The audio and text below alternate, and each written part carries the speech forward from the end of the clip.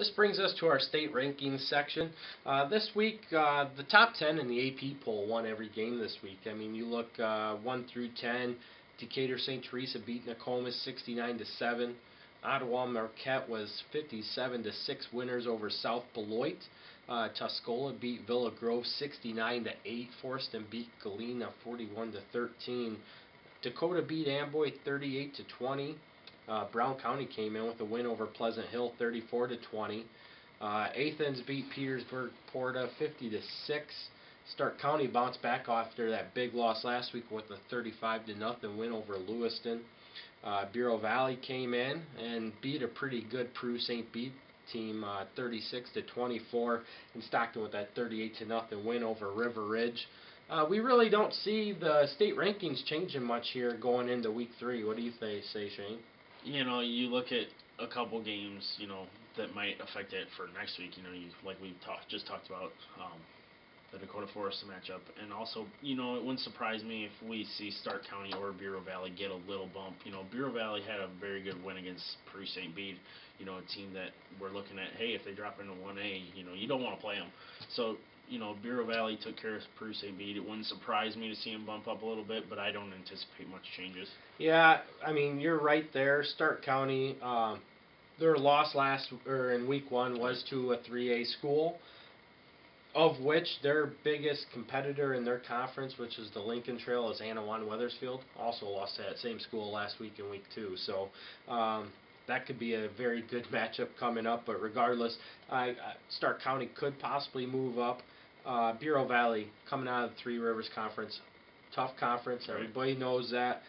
Beat a very good Peru St. Bede team in conference play by 2 scores, which was a pretty convincing win over Peru St. Bede. Right. But I agree. I just don't see much change here. So our panel vote, along with our individual votes, is going to remain the same, and I'll recap that with you. So we have number 1, Decatur St. Teresa. Number 2, Ottawa Marquette. Number 3, Tuscola. Number 4, Forston. Number 5, Dakota. Number 6, Brown County. Number 7, Athens.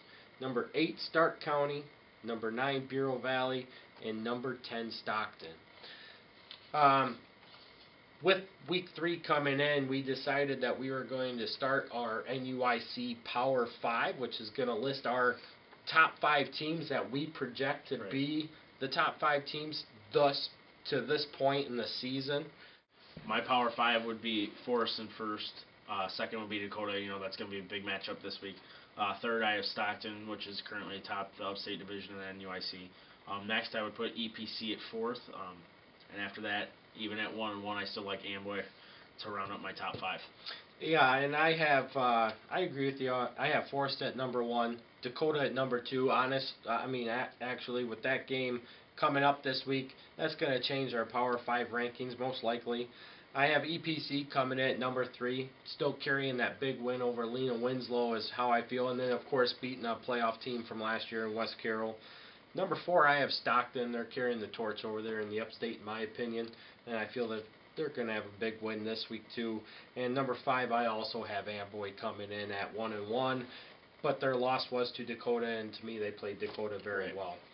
As far as our Power 5 for our panel vote, we have Forston coming in at number 1, Dakota at number 2, EPC at number 3, Stockton at number 4, and Amboy at number 5. So, we thank you for following us along this week. We'll see you out there on Friday night, and always, let's root for NUIC football.